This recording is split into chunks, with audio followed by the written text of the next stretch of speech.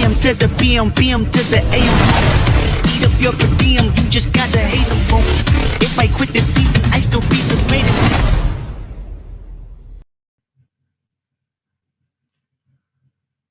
Oke, Assalamualaikum warahmatullahi wabarakatuh.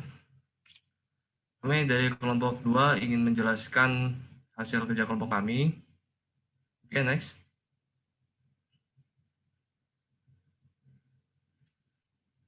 Sebelumnya, perkenalkan anggota kelompok kami. Yang pertama ada saya, Diva Ritugra, kemudian ada Hafsatul Laila, kemudian ada Indrati Prabowo, kemudian ada Irfirsa Alifa, kemudian ada Valencia Ferik Monika, dan terakhir ada Jonathan Manihuruk. Berikut merupakan 4 materi yang akan kami bawakan. Yang pertama ada persamaan diferensial linear order pertama. Kemudian ada aproximasi untuk persamaan diferensial. Yang ketiga ada fungsi inverse, trigonometri, dan turunannya. Yang keempat ada fungsi hiperbolik dan inverse-nya. Oke, next.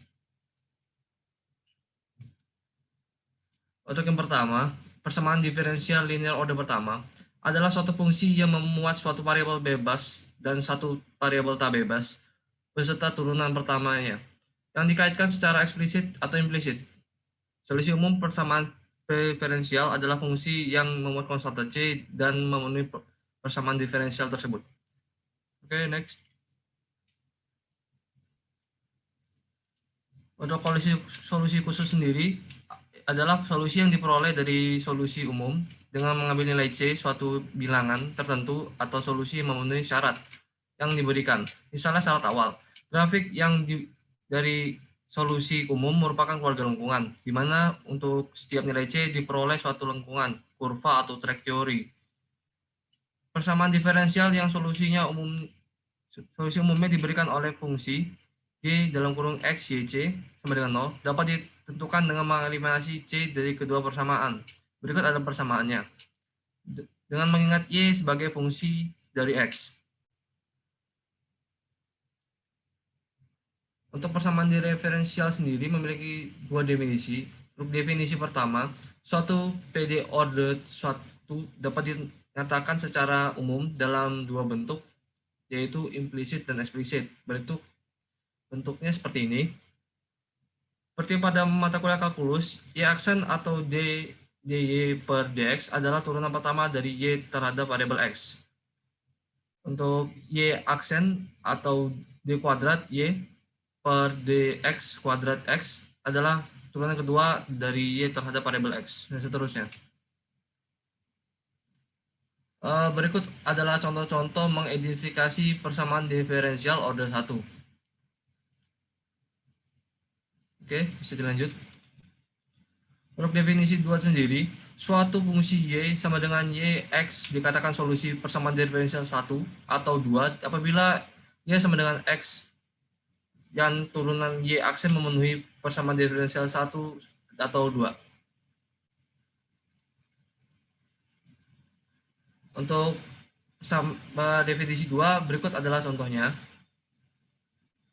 Dapat memeriksa bahwa Y sama dengan X kuadrat ditambah 1 adalah solusi PD Y aksen sama dengan 2X. Demikian pula Y sama dengan X kuadrat ditambah C. Untuk C konstanta sebarang juga merupakan solusi PD Y aksen sama dengan 2X. Dan dapat diperiksa dengan menggunakan definisi 2. Solusinya, Y sama dengan X kuadrat ditambah 1 disebut sebagai suatu solusi khusus partikular. Untuk PD Y aksen sama dengan 2X, sedangkan solusi Y sama dengan 2 kuadrat ditambah C yang memuat konstanta C disebut sebagai solusi umum PD Y aksen sama dengan 2X. Jadi untuk solusi umum, suatu PD masih memuat konstanta C, sedangkan solusi khusus diperoleh dari solusi umum. Dengan mengambil konstanta C suatu bilangan tertentu atau salah solusi yang memenuhi syarat-syarat yang diberikan, misalnya syarat awal. Next. Yang terakhir ada keluarga lengkungan atau kurva. Setelah diketahui solusi umum suatu PD memuat konstanta C, jadi solusi umum dapat ditulis dalam bentuk Y sama dengan Y dalam kurung XC. Berikut merupakan contohnya. Solusi umum PD Y aksen sama dengan cos X adalah Y sama dengan Y dalam kurung XC sama dengan X sin X tambah C. Grafik dari solusi umum Y sama dengan Y dalam kurung XC merupakan keluarga lengkungan atau kurva, karena untuk setiap pengambilan nilai C diperoleh suatu lengkungan solusi khusus.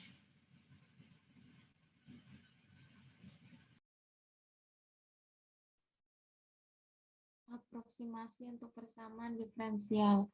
Apromaksi merupakan cara pendekatan atau pembulatan dari hasil suatu pengukuran yang dilakukan. Medan kemiringan dapat ditinjau dengan persamaan diferensial orde 1 berbentuk Y sama dengan Fx, Y. Persamaan ini mengatakan di titik X, Y kemiringan yang penyelesaian diberikan oleh Fx, Y.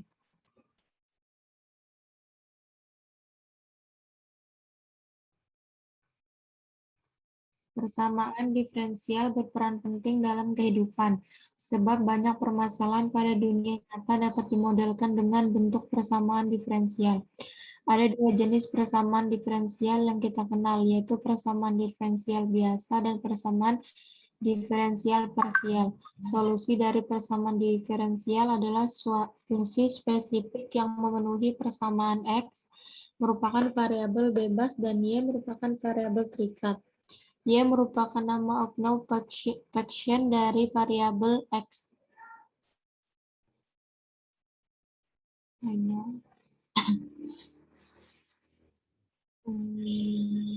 Aproksimasi nilai luas suatu bola voli yang mempunyai jari-jari dalamnya 12 cm dan jari-jari luarnya 12,045 cm.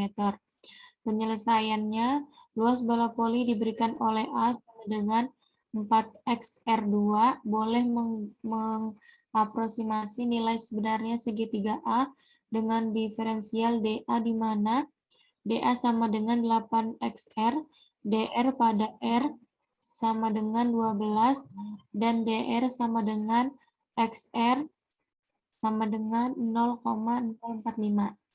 dA sama dengan 8x 12 dalam kurung 12 dalam kurung 0,045 sama dengan 13,5648 cm. 13.564 cm. Contoh 1. Andaikan bahwa ukurannya suatu populasi memenuhi persamaan diferensial Y aksen sama dengan 0,2 Y, 16 kurang Y, dan kemiringan untuk persamaan diferensial ini diperlihatkan dalam gambar 3.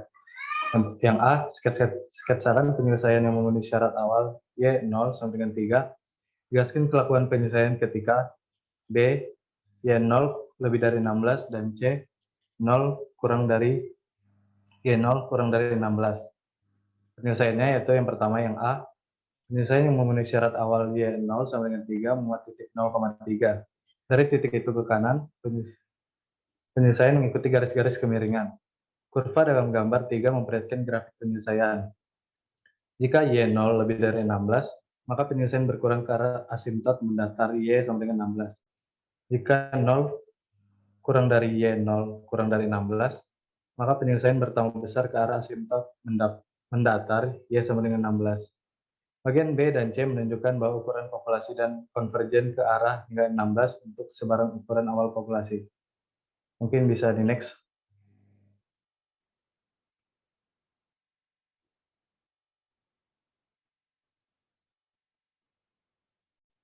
Kemudian ada metode Euler. Kita tinjau lagi persamaan diferensial berbentuk Y aksen X sama dengan Fx, Y. Dengan syarat awal Y dalam kurung X0 sama dengan Y0. Ingat dalam hati bahwa Y adalah fungsi X. Tak peduli kita tuliskan dia secara eksplisit atau bukan. Syarat awal Y X0 sama dengan Y0 memberitahu kita bahwa pasangan terurut X0 Y0 merupakan titik pada grafik penyelesaian. Kita juga mengetahui sedikit lebih banyak tentang penyelesaian kemiringan garis singgung terhadap penyelesaian di X0 adalah F dalam kurung X0, Y0. Algoritma metode Euler. Untuk mengaproksimasi penyelesaian persamaan diferensial Y aksen X sama dengan F, X, Y dengan syarat awal Y X0 sama dengan Y0, pilih ukuran langkah H dan ulangi langkah-langkah berikut untuk N sama dengan 1, 2, dan seterusnya. Yang pertama, tetapkan Xn sama dengan Xn min 1 tambah H.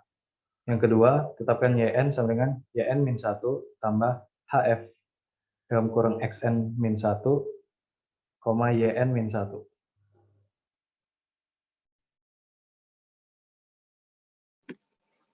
Fungsi inverse trigonometri. Fungsi trigonometri merupakan fungsi periodik sehingga pada daerah R bukan merupakan fungsi satu-satu. Oleh karena itu, untuk mendapatkan fungsi inversnya, maka domain dari fungsi trigonometri harus dibatasi. Misal, fx sama dengan sin x. Maka, agar fx sama dengan sin x merupakan fungsi satu-satu, maka domainnya diambil di mana x lebih dari sama dengan pi min pi per 2 atau x kurang dari sama dengan pi per 2. Fx lebih dari sama dengan min 1 atau kurang dari sama dengan min 1. Pada daerah di atas, fx sama dengan sin x merupakan fungsi satu-satu dan oleh karena itu mempunyai inverse. Notasi inverse yaitu x sama dengan sin pangkat min 1, fx sama dengan arc sin fx. Definisi inverse sinus. Untuk mendapatkan inverse dari fungsi sinus, domain harus dibatasi pada min pi per 2 dan pi per 2. Sehingga x sama dengan sin min 1, y sama dengan sin x min x lebih dari min pi per 2 atau kurang x sama dengan x kurang dari pi per 2. Definisi inverse kosinus. Untuk mendapatkan inverse dari fungsi kosinus, domain harus dibatasi pada 0 dan pi. Sehingga x sama dengan cos min 1y, y sama dengan cos x lebih dari 0 atau x sama dengan x kurang dari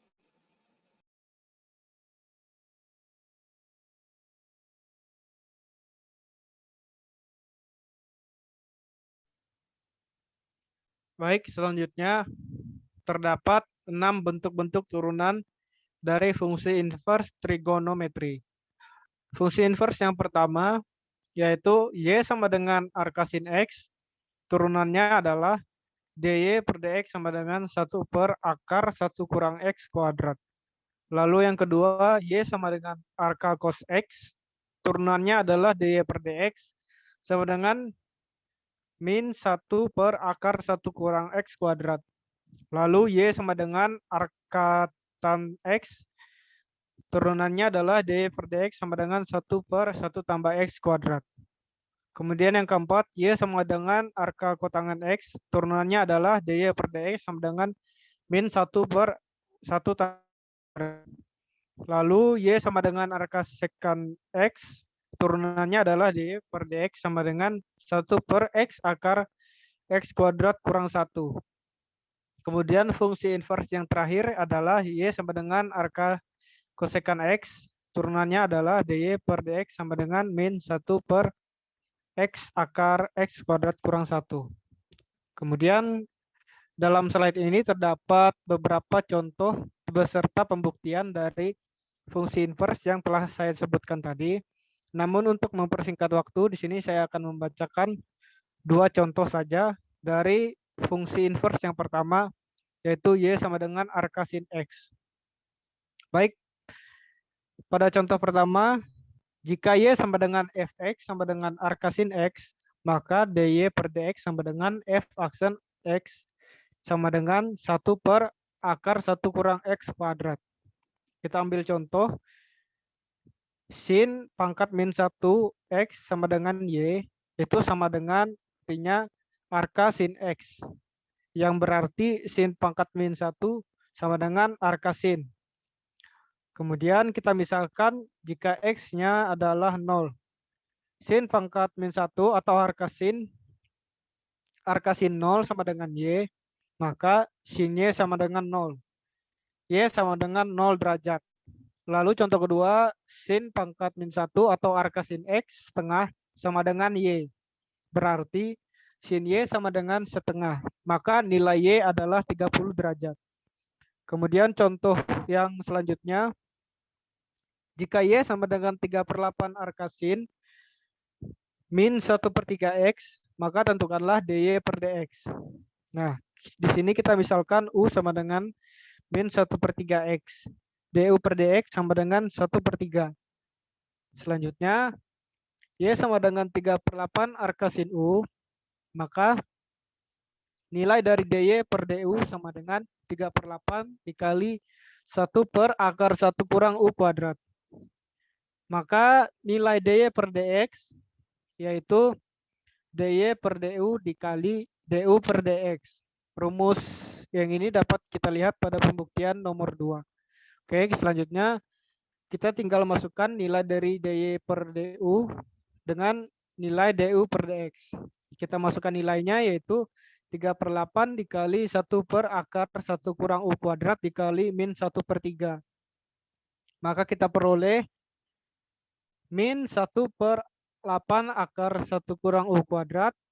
Kita masukkan lagi u yang sudah kita misalkan, yaitu nilainya min 1/3 x tadi, menjadi min 1/8 akar 1 kurang min 1/3 x kuadrat. Min 1/3 x kuadrat kita kuadratkan menjadi min 1/9 x kuadrat. Maka kita peroleh hasil akhirnya yaitu min 1/8 akar 1 kurang 1/9 x kuadrat. Oke, bisa dilanjutkan ke submateri yang selanjutnya.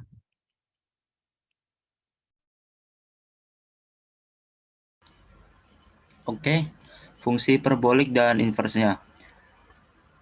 Dalam matematika dan sains dari fungsi eksponensial dan sering sekali ditemukan sehingga diberi nama tertentu. Definisinya yaitu sinus hiperbolik dan kosinus hiperbolik didefinisikan dengan sin hx sama dengan x min x per 2 dan cos hx sama dengan x tambah min x per 2.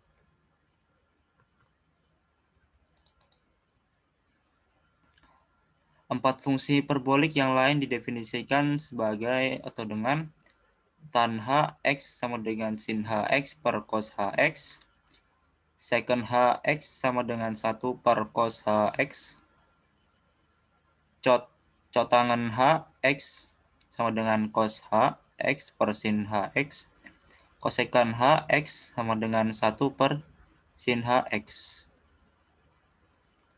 Secara terminologi, karena nama fungsi hiperbolik mirip dengan fungsi trigonometria, harus ada hubungan antara fungsi hiperbolik dan fungsi trigonometri. Identitas. Jika pada fungsi trigonometri dikenal identitas cos kuadrat x plus sin kuadrat x sama dengan 1, maka dalam fungsi hiperbolik dikenal dengan nama identitas, yaitu bisa kita tuliskan sebagai berikut. Cos h kuadrat x min sin h kuadrat x sama dengan 1. Fungsi sin hx, turunan fungsi hiperbolik.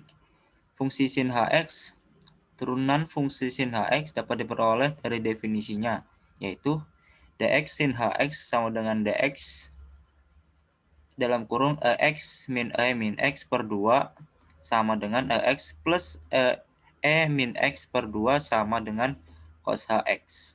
Sedangkan fungsi cos hx, turunan fungsi cos hx dapat diperoleh dari definisinya, yaitu dx cos hx sama dengan dx buka kurung x tambah min x per 2 sama dengan x min x dikurang pangkat min x per 2 sama dengan sin hx.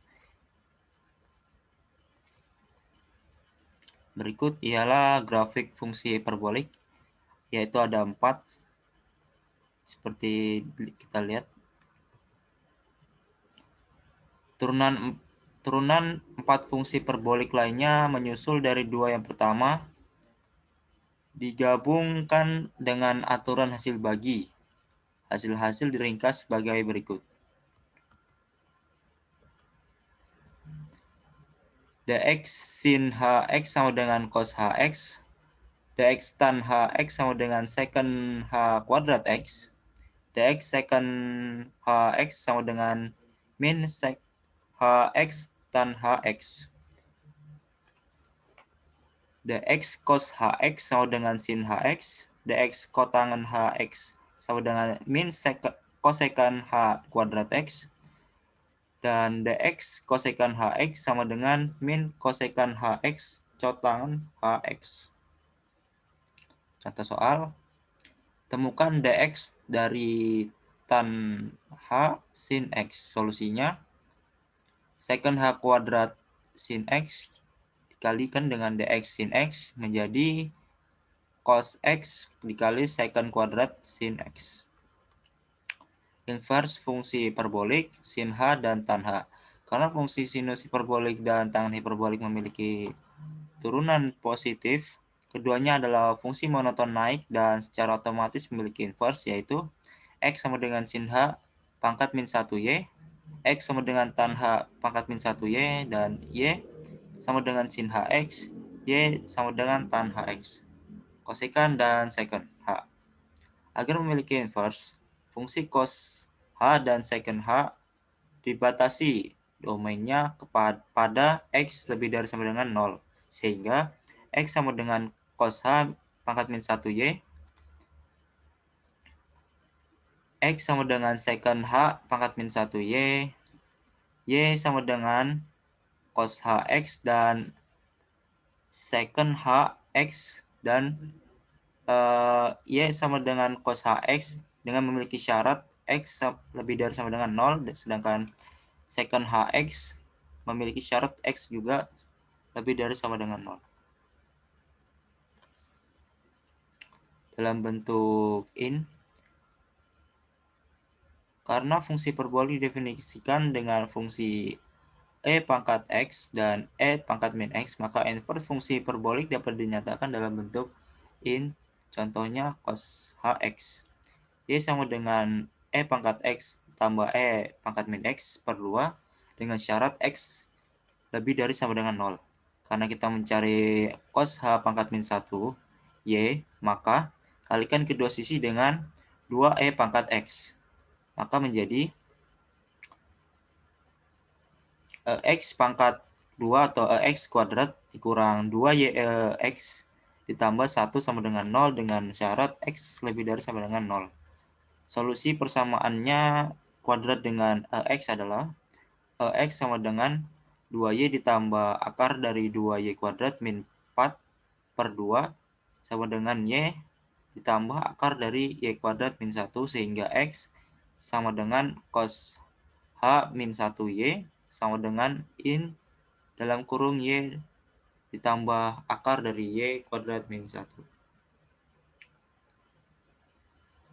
Grafik fungsi inverse hiperbolik dalam bentuk in yaitu sin H min 1X sama dengan in dalam kurung X tambah akar dari X kuadrat plus 1, cos H min 1X sama dengan in dalam kurung X tambah akar dari X kuadrat min 1 dengan syarat X harus lebih dari sama dengan 1, tan H min 1X sama dengan setengah in akar setengah in dalam kurung 1 ditambah X per 1 min X dengan syarat min 1 kurang dari X kurang dari 1. Secant H min 1X sama dengan in dalam kurung X tambah akar dari X kuadrat min 1 dengan syarat 0 kurang dari X kurang dari sama dengan 1. Masing-masing fungsi ini dapat didiferensiasikan menjadi dx sin H min 1X sama dengan 1 per akar X kuadrat plus 1, dx cos H min 1X sama dengan 1 per akar X kuadrat min 1 dengan syarat X lebih dari 1, dx tan H min 1X sama dengan 1 per 1 min X kuadrat dengan syarat min 1 kurang dari X kurang dari 1, dx secant H min 1X sama dengan min 1 per X akar dari 1 min X kuadrat 1 min X kuadrat dengan syarat 0 kurang dari X kurang dari 1. Contoh soal, tunjukkan bahwa dx sin H min 1X sama dengan 1 per akar dari X kuadrat plus 1. Jawab, misalkan Y sama dengan sin H min 1X, maka X sama dengan sin H Y. Turunkan kedua sisi terhadap X. 1 sama dengan cos HY, kita didiferensiasikan menjadi dx Y. Dx sama dengan dx dalam kurung sin H min 1X sama dengan 1 per cos HY sama dengan 1 per 1 ditambah sin H kuadrat Y sama dengan 1 per 1 ditambah X kuadrat.